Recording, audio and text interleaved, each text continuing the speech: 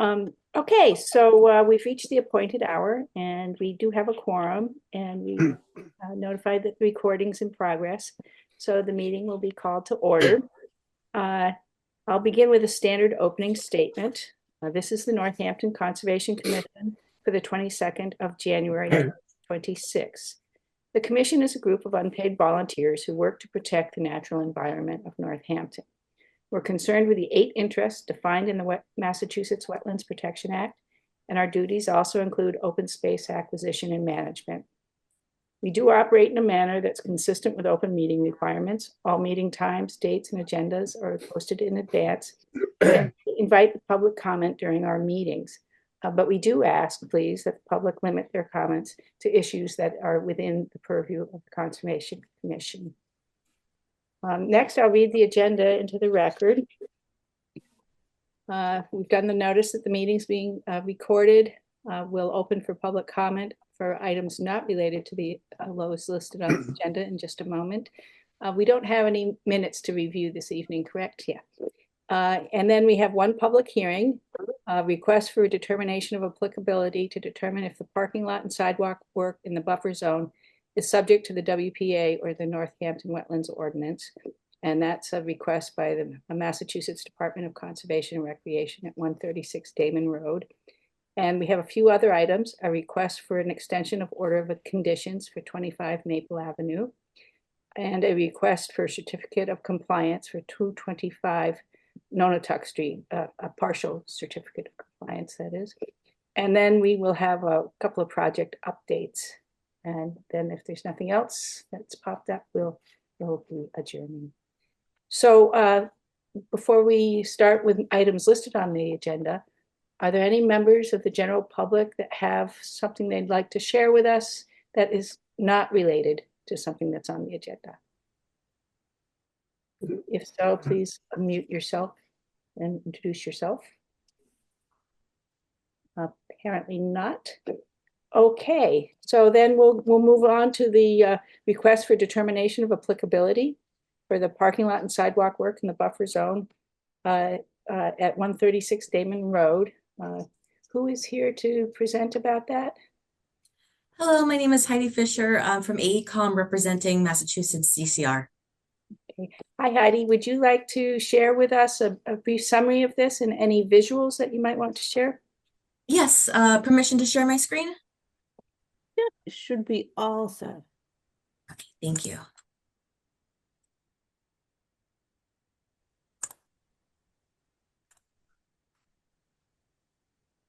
All right, is everyone able to see that? Yes, you might want to adjust it so that it's in the, there we go. Perfect. Okay, well, thank you so much for your time this evening. Again, my name is Heidi Fisher from AECOM representing Massachusetts DCR. This is for the 136 Damon Road parking lot and sidewalk improvements project seeking negative determination of applicability. This is located at the Connecticut River Greenway State Park headquarters. And that's just one picture to show kind of representative of the property. So the scope of work for this project, it's pretty straightforward. It's going to include the reclamation and repaving of the existing parking lot and sidewalks. In addition, it will also include an expansion of the existing parking lot to accommodate 4 to 5 vehicles. The limits of this project will be limited to the 100-foot buffer zone to bordering vegetated wetland associated with the Connecticut River. And this will be limited to a portion of the existing parking lot on the north side. And I'll show visuals in the next few slides to kind of indicate that. So we just see here a couple more representative photos of the current conditions of the site. And so here is a representative photograph showing the limits of the wetlands in relation to the project. As you can see on the northeast portion of the figure that's included here, that is the bordering vegetated wetland that we were talking about associated with the Connecticut River, and sort of that green dotted line that goes through the property is the 100-foot buffer zone. So the green line indicates the limits of the existing parking lot that will be reclaimed and repaved. So you can see that there's a portion there that will overlap. And then the blue polygon indicates the portion of the project that will include the new paving to accommodate the new parking spaces, and that'll be outside that 100-foot buffer zone. And this is just another indication for the project plan, just to show the details of the work, including some of the drainage features on site, kind of give a little bit more of a detailed view of the overview of the project. And that's all I have prepared. So I'm very happy to take any questions that you may have. Okay. Any comments or questions from? I'm sorry, losing track of my notes here.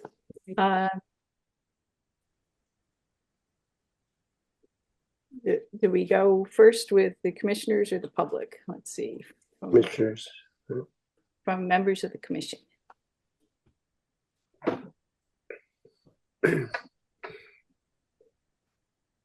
Heidi, I had one question that just popped up. I'm Sure. curious about the use of the term reclaim or reclamation. I hadn't, is some of this, is it the sidewalk, the walkway that's being reclaimed? Is that not currently paved?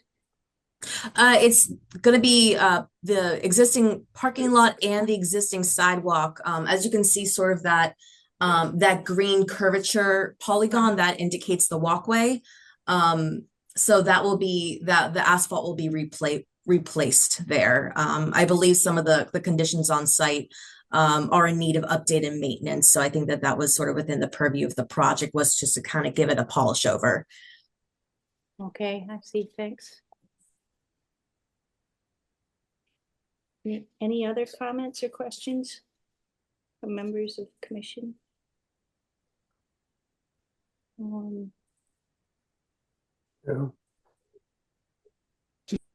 There's Just wonder whether there'll be any changes. I'm sorry.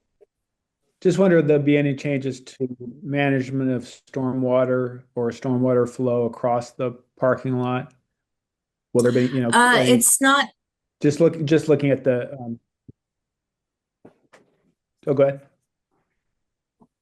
Oh, please go ahead and finish your question.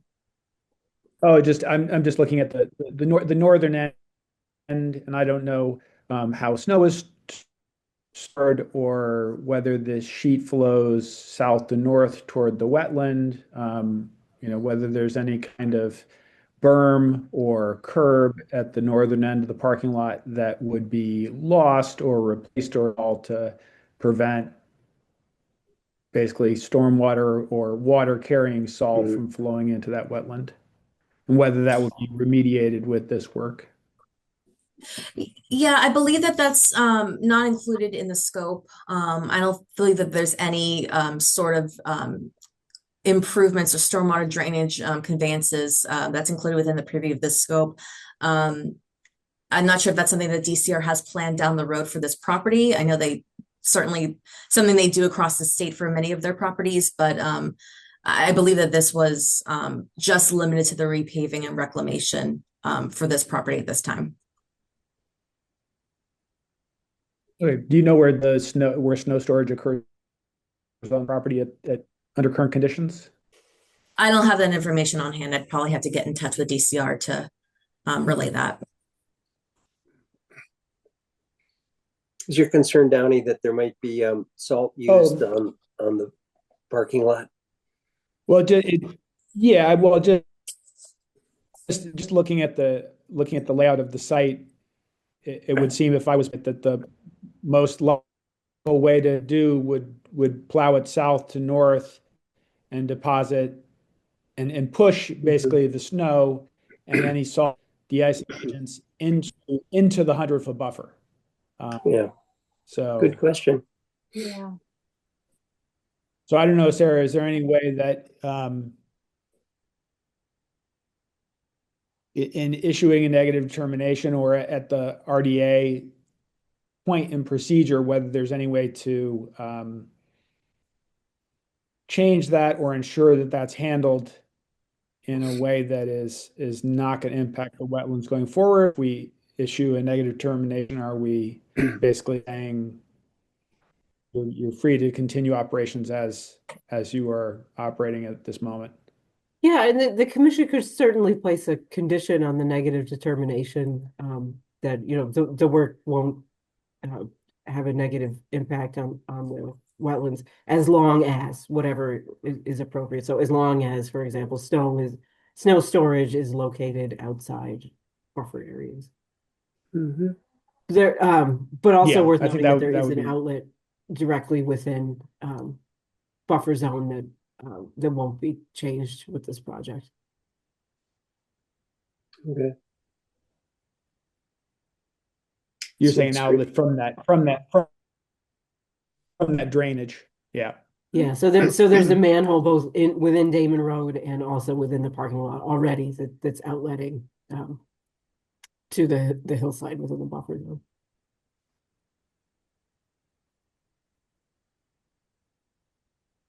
Okay. So Sarah, does that mean, so already there will be some flow going into the buffer zone area, but if we put it in a stipulation, then that would at least reduce the flows off the parking lot in the plowed snow pile? Yeah, I mean, I did consider in my staff comments addressing snow storage, but and would have done so had the stormwater system not already been in place. But a lot of the, you know, whatever is deposited on Damon Road and within the parking lot is likely flowing directly to that outlet. Heidi, is the parking lot treated with sand or salt? I also wish I had the answer for that, but that would be a question for DCR. I mean, I guess I would argue that that you're not preventing the salt or other um, ions from reaching the water. They're going to reach the water eventually, but maybe you're reducing the peak concentrations. If you basically are plowing, you're plowing all winter long toward the back, and you have a snow pile back there that rapidly melts off in the spring. That maybe you get a higher concentration of sodium and chloride or potassium and chloride, whatever de-icing agents they're using in that wetland. And for that reason, having the snow storage area, maybe at the front, you're still going to release those chemicals, but you're going to release them maybe at a lower rate, would be my only reason for saying, put the snow storage out of the 100-foot. Mhm. David, you're the water expert. I'll defer to your opinion. Mhm. Yeah, I don't see a huge issue here with that. I think you're right. Ultimately, it's all going to end up going into the river. Um, so yes, it won't be as quick a washout. Yep. So David, are you indicating that you support Downey's proposal here? I guess so. Yeah, I think it makes sense.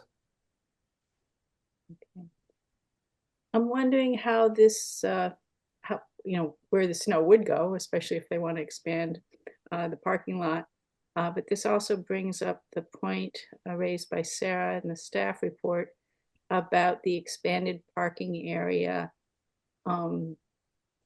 that it can't be within 10 feet of the front property line. So what color is that? The teal color would have to be pulled back a bit as it is. And is that where the snow storage would go? I don't know. I mean, I don't know that we have to stipulate where it would go. So just for edification purposes, since that conversation happened, this figure's been updated. So that new sort of teal line that you mentioned, that's been pulled back outside the 10 Okay. feet snap. Okay. Yeah. Okay. Thanks, Heidi. Of course. Would we want to just say in the order of conditions that there'd be sand but not salt on the parking lot? If needed.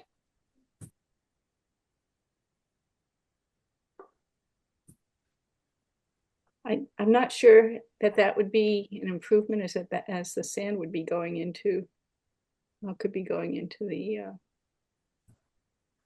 Well, stormwater system as well as, Heidi, will the crown of the parking lot be created so that runoff goes into the catch basin in the parking lot? And if so, do you know what type of treatment, if any, is located there? I believe that to answer the second part of your question, as far as treatment goes, unfortunately, I just don't have that information.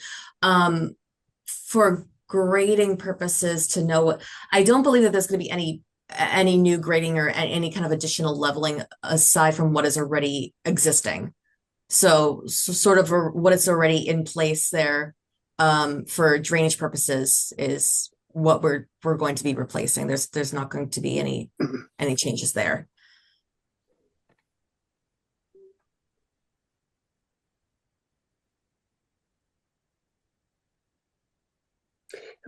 Melissa, just to clarify my point, I'd rather have silicone than potassium chloride heading towards the wetlands. So my point is. yeah. Yeah, I would agree. And since it's a flat surface, my guess is it wouldn't be critical to have a melting agent. There is also, just for broader perspective, there's a large outfall from 91, not far from here. Oh, great. Sarah, we get to paradise by tiny steps. Tiny steps. Yeah, absolutely. It's an oasis. This is the way I feel when talking about compensatory flood storage, when we're talking about a cubic foot. I'm like, yeah, no, again, it's cumulative. It's all cumulative. Yeah. So I guess if it sounds like that motion to issue a negative determination checking box 3, that the work will occur within the buffer zone, but will not remove, dredge, fill, or alter, with the condition that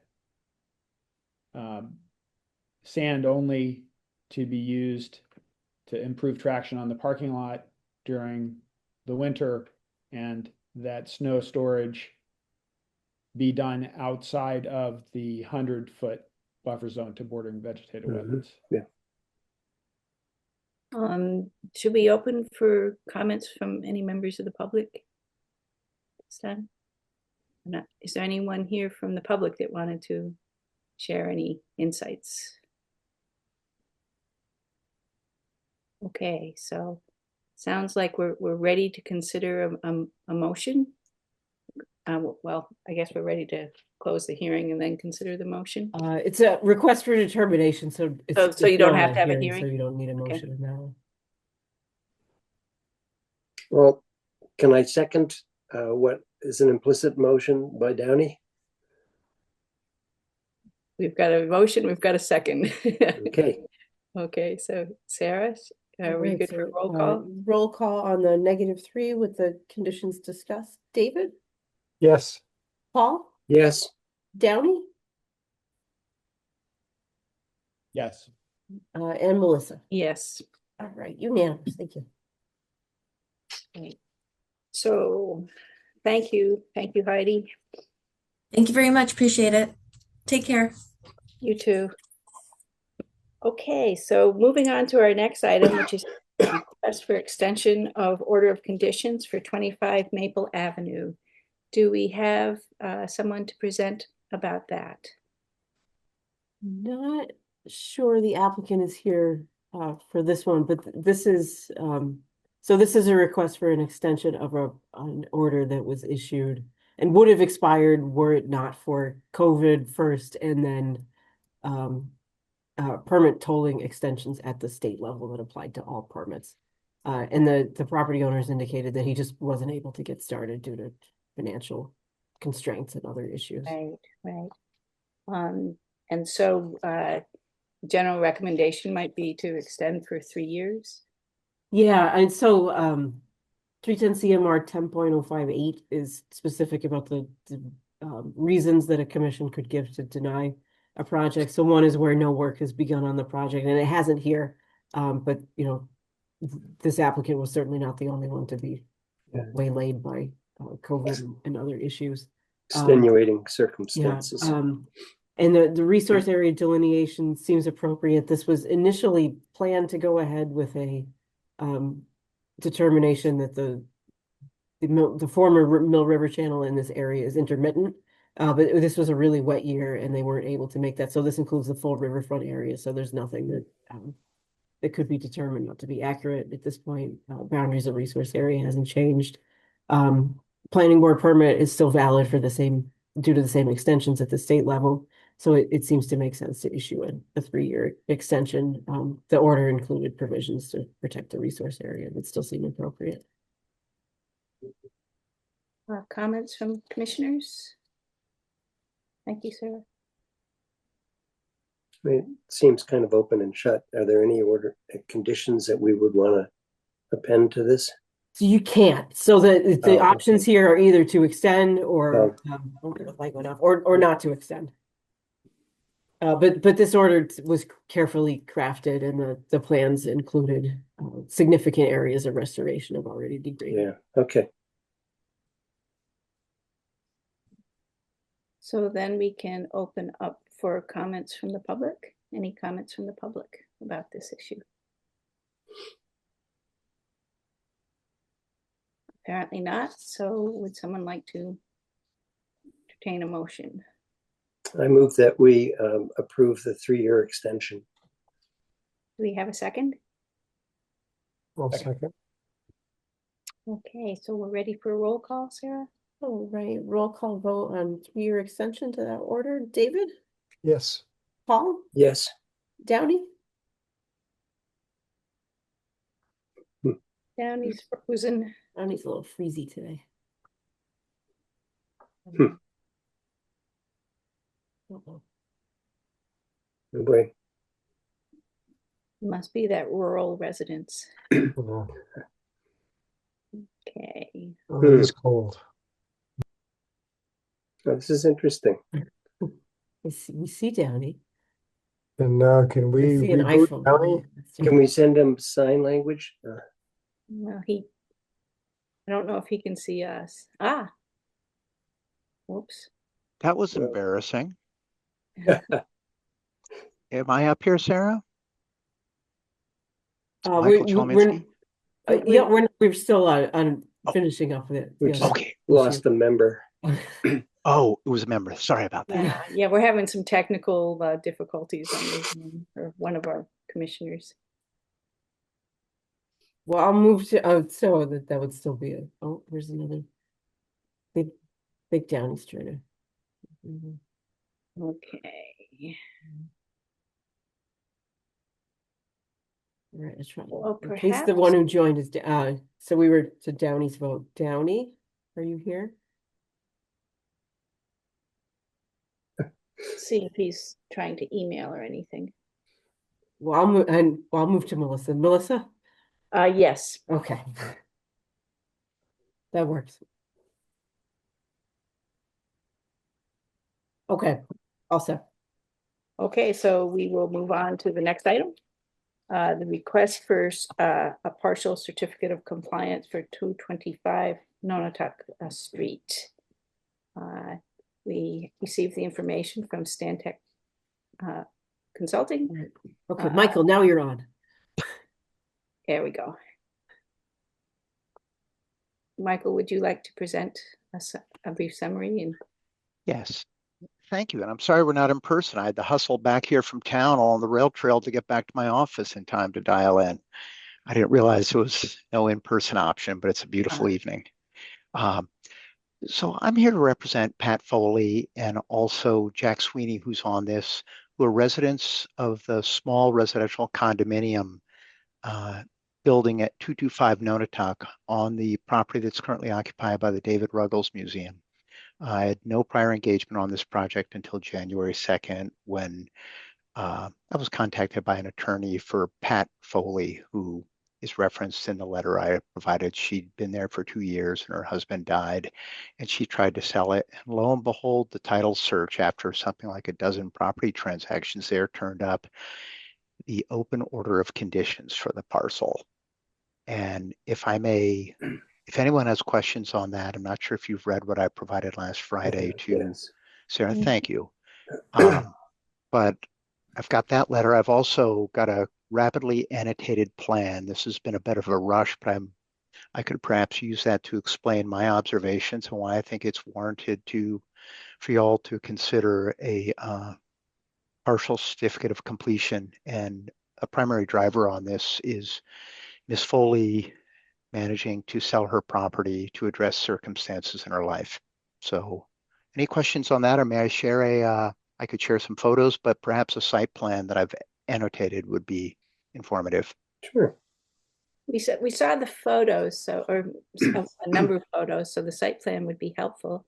Cool. And this is, let's see, Zoom. Let's see, share and site plan annotated. So this is very coarse. I could also just bring in a view from Google Earth, but some of you may be familiar with the property. What I've done here is just marked up the back of the house to show some of the features I annotated. And also, since the letter I provided you, I've had an opportunity to review some more materials.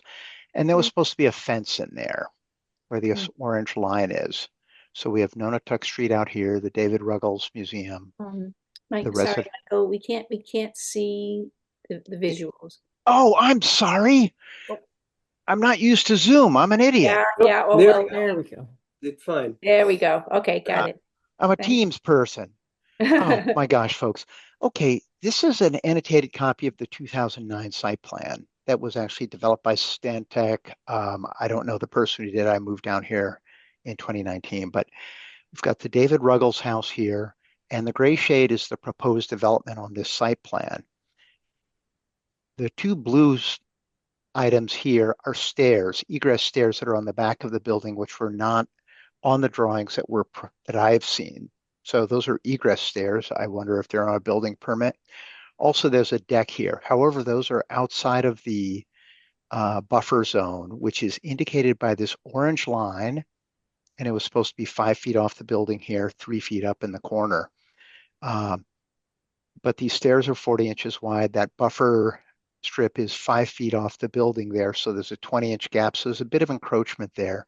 I'll also call your attention, though, to this green splotchy line is the limit of the wetland delineation. And this is a 10-foot buffer zone. So the bit of brush cutting here. There are two boulders out here. The orders of condition specified 4-foot boulders. They're about 2.5 feet. I spoke with Jack Sweeney, who's one of the residents in Unit A today, and he mentioned there is a boulder under the pile of snow that's there now. And the orders of condition dictates that put boulders in to keep snow from being pushed into the wetland. The 2.5-foot diameter boulders work at that. And I deal a lot. I mostly work in rivers. I'm a civil engineer, but a 4-foot boulder is a real big piece of rock. And these 2.5-footers are doing the job. And nicely, the snow is covering the lower one here. Runoff appears to be going slightly downslope and not into the wetland complex here, which is coupled inside the green line. So other features, I noted these stairs, also this deck. It doesn't encroach into the buffer zone, but they maintain just a narrow bit of grass here. It's supposed to be a 5-foot buffer. It's about 6-7 feet. This 16-inch diameter maple was cut, and the felled tree is lying in the wetland. And my job, I pay contractors to do that in floodplains for large woody material for animal habitat. So I think that's actually pretty cool. There's a brush pile down here. And and that brush pile appears to be in the buffer zone. It shouldn't be there. And I've talked to Jack Sweeney and others about that, and they can remove that. Finally, there's a damn utility pole in here lying on the ground, the classic. And I've also spoken with Jack and Pat Foley, and these folks have a high regard for that wetland complex. It's an animal magnet, and they agreed that treated utility poles shouldn't be in wetlands, and they've offered up, yep, we'd like to get that out of there. Yeah. So there's been a little bit of shrub cutting in the buffer strip. And from what I could tell, with shrub stumps about a foot high with multiple trunks that are over an inch in diameter, they were probably wagging into the building there. I saw no evidence of encroachment into the wetland other than a few branches back here, which may have been taken off this maple when it was felled, which was dropped into the wetland. There's no disturbance. What if I miss? Ultimately, as described in my memo, in the letter that I provided to you, the wetland is intact. I'm frankly surprised that there wasn't a swing set there and a lot of gravel in there. So although the black locust fence wasn't installed, these folks have respected it. There's only foot access in there.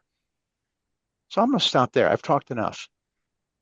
Okay, thank you, Michael. Comments, questions from commissioners? I like that the utility pole is going to be removed and that the brush pile will also be eliminated. And I agree about the tree, leaving it there in the Yes. ones. Yep. Regarding the fence, I guess this is something that we would address down the line when there's a request for a full order approval for compliance, certificate of compliance. But I'm wondering, Sarah, is that something that can be revisited if it's not necessary to put in a fence there, or? Yeah, I mean, the commission has discretion to be able to issue a full certificate of compliance if there's aspects of the order that no longer seem necessary due to changed conditions. Such as the boulders doing the trick and Yeah. and I mean, then, if the intent of the 4-foot boulders is served by the 2.5-foot boulders, and they're serving the same function, Yes. then that could be appropriate. I completely agree. and then as far as the egress stairs encroaching a little bit there, is there room for anything to grow under those, Michael? That is a little bit of maintained lawn. So the steps are 40 inches off the side of the building. The buffer is supposed to be 5 feet there, so that's 60 inches. They maintain a very narrow lawn that perhaps encroaches in a couple of spots 1 to 2 feet into the buffer zone, but it's conspicuous. They haven't even gone wild in the buffer zone. I assume just to get by the stairs, you'd have to use a push mower. You couldn't get a riding mower thing in there. So it's a pretty lovely transition, frankly, from what I saw. And again, that people haven't put up a picnic table. The buffer has done its job, in my opinion. Michael, I know you were only able to visit the site in not only winter, but actually snowy conditions, so you probably weren't able to tell what was present for ground cover, but the order did reference a pretty robust planting plan. So there were 5 rare swamp maples, 1 sycamore, 4 flowering dogwoods, and then 48, 56 different types of shrubs. Wow. Do you have any sense of whether those were able to be installed, and if they're still surviving? There were some shrubs, particularly the buffer zone, which included some hybrids, which I found odd. Generally, it was a mix of some areas in the middle without very tall shrubs, but then there were some larger shrubs. I couldn't walk through the back of this. I didn't try too much with the brush. Sarah, I would have to go out there or get someone. I can identify winterberry, but anybody can do that. And I'll fight the birds for the Winterberry. Yeah. Um, that's a good question. I'd have to get a plant nut out there, a colleague. But uh, the big piece that to me makes sense is people haven't been in there. There's no swing set, there's no barbecue thing. Um, and there was some cutting of the shrubs in the buffer zone next to some of the stairs, which I think they were, I suspect some of those shrubs were over 10 feet high at some point, and someone said they had enough, they couldn't even walk through there. Mhm. Sarah, Wondering. wonder, so I'm I, sorry. I was on the commission at the time this was permitted. And I remember the discussions that the developer wanted to place this building very, very close to the edge of the buffer zone. And there was quite a bit of discussion on the commission that the penalty that it was legal to place something at the edge of the buffer zone. And this is even a very small, but right, this is a small buffer zone by our ordinance standards. But that the penalty for that is that you don't get to place something next to the buffer zone and then say, oh, it's really inconvenient because we're so close. Because of course, then that means that you're then going to naturally, because you're a human being, you're going to extend activities into the buffer zone. So that was the purpose of the fence to be placed there. And that was the purpose of the planting plan. And I don't know, Sarah, whether you have that, whether it's convenient to put the planting plan up to share that, but that's, the reason it was such a heavy planting plan was the concern at point that with a structure very close that, and these condominium units don't have yards, right? They don't have large yards in front, that there would be a tendency to look at the back space as space to expand. Now, the good news is that it doesn't look like, looking at the vegetation here, that there's been that much expansion. But I guess looking forward toward issuing a final certificate of compliance, it would be nice if the commission was able to get get our side of the bargain when we allowed this to be brought so close to the wetlands. But tonight, we're just doing a partial, not a final. Yeah, Yeah. I think that was the Yep. staff proposal. That was also the request, actually, yeah. Yeah. Yeah. So Downey, when you're saying our side, you mean you're thinking specifically the fence and the planting list?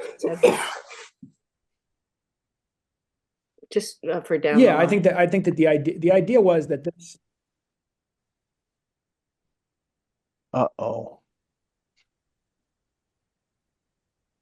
Froze again. Okay. And I cannot share apparently because it kicks me off of Zoom. But so the planting relic of our ordinance was that it allowed development to go quite close, but that even when there's a 10-foot buffer, then that means that it's even more important for the you have an even greater burden as a commission because you can't rely on the fact that there's 100-foot of buffer or 50-foot of buffer to prevent human activities from impacting the wetland.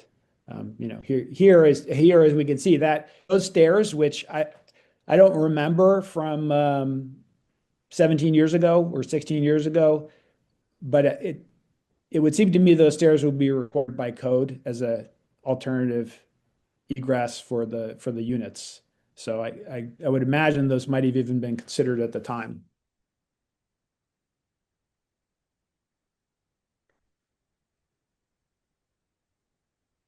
And Okay. Downey, just a practical matter, as I noted, what you can see in the picture I had up is the set of stairs that are westmost.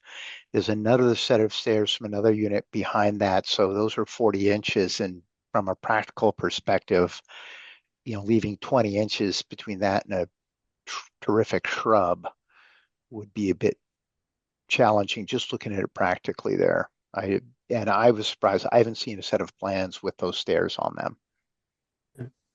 I don't know if my screen share is working. My Zoom's acting up and isn't letting me share. But if you can see it, this shows the extent of the plantings required, which hugged a lot of Yeah, shrubs close to the building. Yeah. And then Yeah, and can see it. Yeah, okay, we can see it now. excellent. Yeah, I mean, I guess that's one of the things is that, I mean, I guess I would have to go, I mean, again, it seems like, a partial completion would be appropriate. I guess I'll just have to go back and look at the minutes to see whether there was even a discussion of those stairs. Because again, that's the kind of thing where an applicant can't create the jeopardy that then they complain that the remedy is going to be too onerous. We deal with this, we deal with this all the time with people who, build on top of the access and then say, well, I can't access the back part of my property because I've built a house on the only upland portion. And so, you need to require me to build the driveway through the wetlands. So it's, again, I think it might be perfectly appropriate to say that those shrubs that are going to be at the front, Michael, I understand that we as a commission, Sarah's not cruising in the Conservation Commission mobile, so it might be appropriate to have shrubs that have a terminal height of 3 or 4 feet. They in fact probably do a better job of restricting activity and incursion, and they're not going to be cut down. So the exact species, I think that the commission's probably going to be, looking at the overall effect and not the exact composition, since shrubs tend to die too. So does that mean that at the time of requesting a certificate of completion, a complete certificate of completion, that the commission would revisit the plant list or the site, or is that something we would consider down the line, Sarah? Yeah, I mean, it's not uncommon that an applicant will come in with, look, we've done these robust plantings. We traded these out for whatever reason. We weren't able to get the plantings that we proposed. We found that, the soil conditions weren't right for these plants, but we've planted either, the same general mix or the same locations, and the commission's found that to be appropriate. So it is a case by case basis, but it's certainly something that could be considered. Okay. And it was Sugar. I mean, if you have a shrub right next to a wooden building, it's, I think that there's lots of reasons to allow flexibility, as long as the ultimate effect.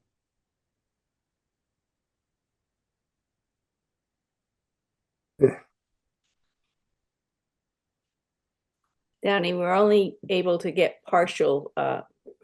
There's you're in and out with the connection, and so we're not able to get full sentences. But it sounds like you're saying that, we can revisit the plant list down the line. Yeah, go for the partial tonight.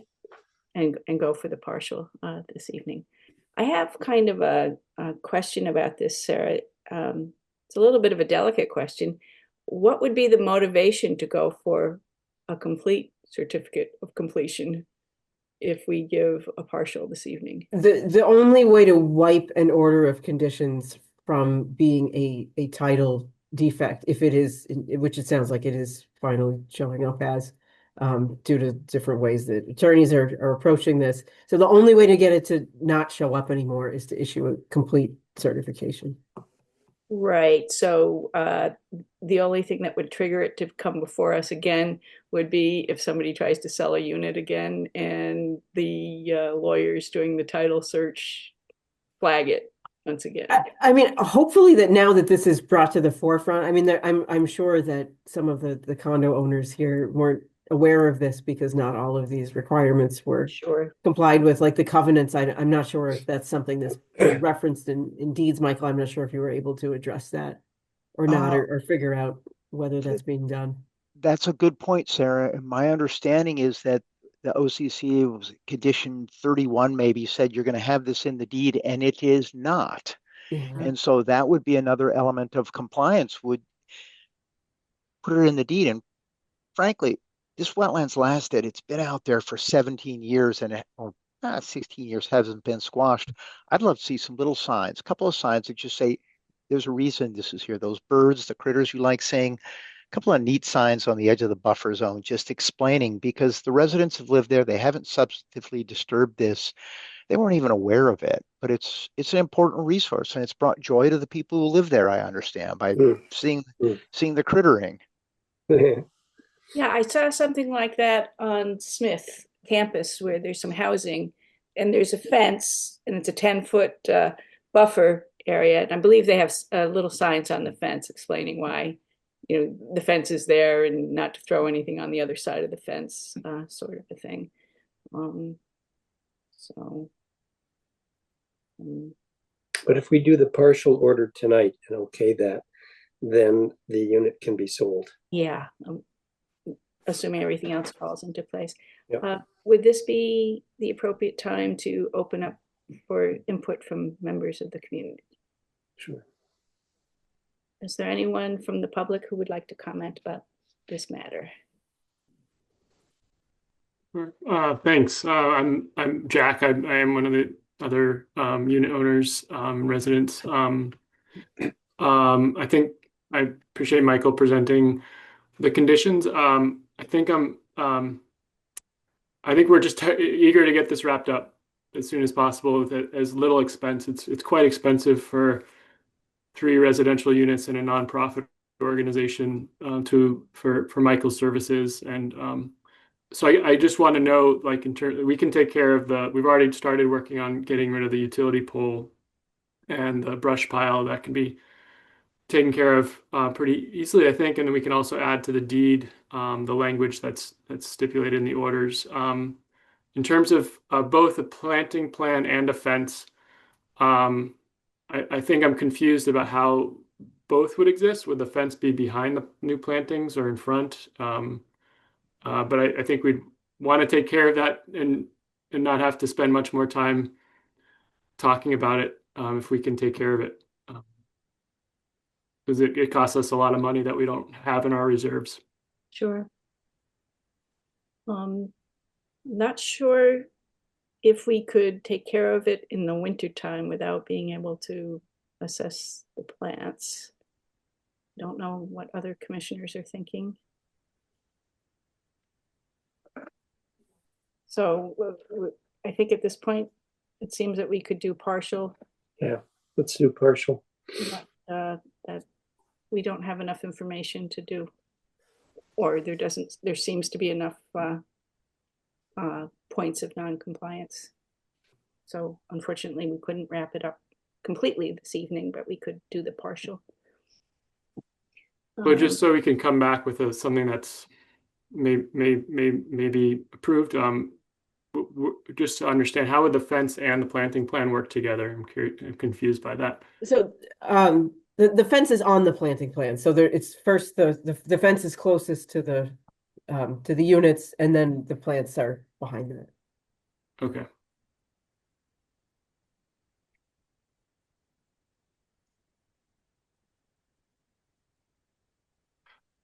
And I guess my other question, I guess I'll learn, but just in terms of how a partial certificate of compliance works, does not remove the lien on the title. That would be a question for your attorney.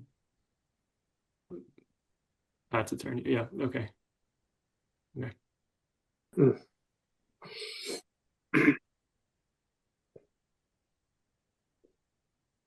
Any other comments from members of the public or commissioners?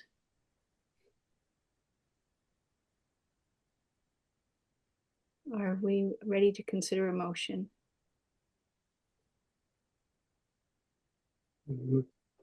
Someone like to propose a motion?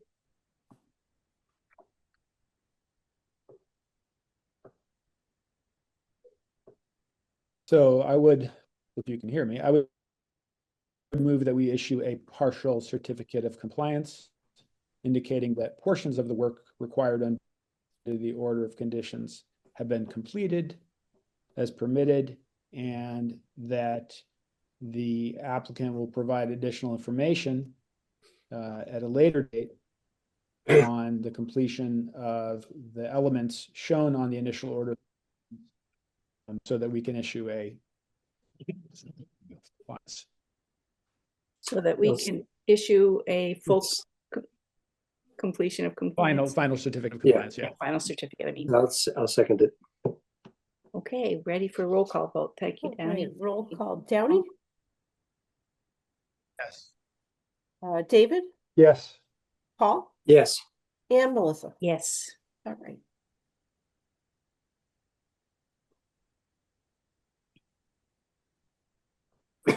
Okay, so thank you, Michael and Jack, for sharing your insights. So now I guess we are ready to move on to project updates from Sarah. Yeah, so I just wanted to give the commission a few quick updates on some projects that we've discussed over the years at various times. One of them is the all persons accessible trail located on Boggy Meadow Road. And that will, the commission remembers that you issued a negative determination of applicability just this fall for this work. And that will create a safe, accessible trail from the new parking lot at the end of Cook Avenue up to the scenic beaver pond. And so the Disabilities Commission was excited about that, was funded through the CPA, and that's going to be starting work in early February. Oh, great. That is exciting. So that will remove all of the, all of the leftover asphalt that's been there for many years, all of the tripping hazards that unfortunately have gotten several people broken tibs and fibs and injured knees over the years, and have prevented wheelchair accessibility and visitation by folks from Lathrop, which is just nearby. And hopefully that will be wrapped up before the summer season really gets started. So any questions, discussion on that one? No. Paul, were you saying something? Muted? Yeah, Sarah, could you remind me what the surface will be for that path? That it will be gravel for the majority of the length of the trail. Where it gets a little steeper, where it goes up from the parking lot, that will be asphalt just to prevent erosion. Okay, nice. Yeah. That's exciting. And then the Nashawanek Brook or Pine Grove restoration project at the former golf course on Old Wilson Road. We're working with Division of Ecological Restoration, which is our valued project partner, and has given us a ton of staff support as well as several grants to keep work going. We've also been working with the Department of Public Works to be able to go out to bid for the closure of Old Wilson Road, because it's just not financially feasible to be able to install a bridge there. So that culvert failed. I don't know if anybody's been out there, but the culvert fully failed. It's been maintained over the years, but has not been replaced. So that's the original culvert. Failed over the summer, created some inundation problems upstream. Beavers came in and exacerbated the inundation problems. They saw an opportunity and Of jumped course. at it. Yeah. So they created some additional inundation, and it would be a significant expense to be able to install anything there that meets the stream crossing standards. That was initially planned to be the last phase of the Nashawanek Brook restoration, but jumped ahead in line to be the very first phase so that we can install a pedestrian bridge and fully daylight that. So bids are out for that as the base, with a whole bunch of ad alternatives, hoping that we get some funding within the next few weeks for grants that we've applied for through Division of Ecological Restoration, Fish and Wildlife, and others. All of that work would need to be completed by the end of the fiscal year, June 30th. So we'll be opening bids tomorrow and then be holding off until some of those grants are announced to be able to select which alternatives we'll be able to add on. But the initial work, we're hopeful, if bids come in where we're expecting them to be, would allow us to dead end the road, create a pedestrian bridge over Nashawanek Brook, restore that section of brook and pull out the culvert, create a T turnaround on the northern section, so the section closest to Rocky Hill Road, Route 66, and then create a full parking lot for people to be able to park on the Wow. southern section where you come in from Florence Road. And that will eliminate people having to park along the roadside, which gets messy, Yeah. especially during snow melt. So we're excited for that to move forward. And then the next phase is to apply for funding to be able to work on the trail network and Nice. the dam removal and the next phases of restoration. Did you say the city needs to close Old Wilson Road down? So it's basically already closed. So it's dead ended on both sides. It's no longer a through street because the culvert failed. Portions of if we get the funding that we're anticipating, the golf course will be closed for public access while that work occurs. If we don't receive that funding and we're only able to do the roadway adjacent work, then the course would still be open for people to go in and recreate. Would the city would still plow Old Wilson Road? We would plow it up to and including the parking area on the southern side. So the commission owns both sides of the road. So we wouldn't need to plow, all of the way through, but would plow up to the pedestrian bridge so that the folks would still be able to access the roadway there, which is especially critical before we did all of the trail network. Yeah. Because that will be the only connection. And that bridge would also allow biking across? It would, yeah. Sounds great. Lots of funding pieces, but other than that, it should be moving forward. Yeah, It's I hope cutting- it comes through. It'd be nice to get that done. It's cutting edge restoration work. It's the first golf course rewilding in Massachusetts, which is exciting. So the Beaver Brook project in Williamsburg is fortunately able to learn a lot from what we're doing. Yeah. That's and cool. they'll be working with Fuss and O'Neill. Well, Nice. once we How get about the golf course in Amherst? That's a little bit different. So that was closed earlier, and that won't be a full restoration. So the entirety of Pine Grove will be restored, but portions of the course in Amherst, as I understand it, will be dedicated for other uses.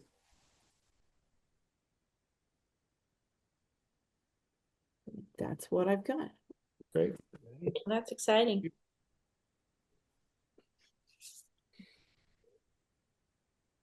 Okay, so anything else for this evening? I'm glad we don't have to deal with a wild nuisance turkey. My word, I was reading about that.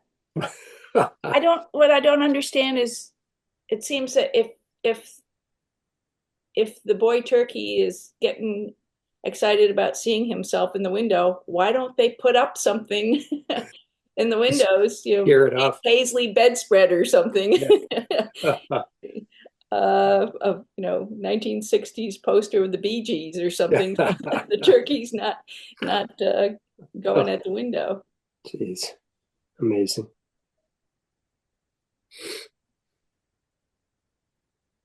So yeah, okay. So I think I'm supposed to do something like officially close this meeting at this time. Do we have to do a motion to close or do? We could do a motion in a second. Okay, I think I did read for the protocol that the chair is supposed to call for a motion to close the meeting. I move that we close. Do we have a second? Alrighty. And I don't know that we have to have a roll call for that, but Okay. I think we're all in agreement. Yeah. Right. Okay. Hi. Thanks so much, Great, everyone. thanks. Alrighty, hope Nice. Sarah and Paul beat back the crud and Yep. stay healthy, everybody else. Getting Yes. there. Thank you. Mhm. Okay. No, good night. Sarah, we Everyone have else we have avoid the another sickness. meeting in 2 weeks, do you know? Or We may not need to meet in 2 weeks. okay. But I will follow up. We You'll have let a us- couple things that are waiting in the wings line that they're ready to be advertised for yet. Okay. All right. Right, thanks. Actually, wouldn't be in 2 weaks. It would be 3 weeks. Which Oh, Next. right, because we have the last week of January. is it? The 12th? Yes. So the 12th is the next scheduled meeting, but I'll follow up when later Okay. if Good. necessary. All righty. Okay. Good night, Thank you. everyone. Okay, take care all. Yeah. Bye-bye.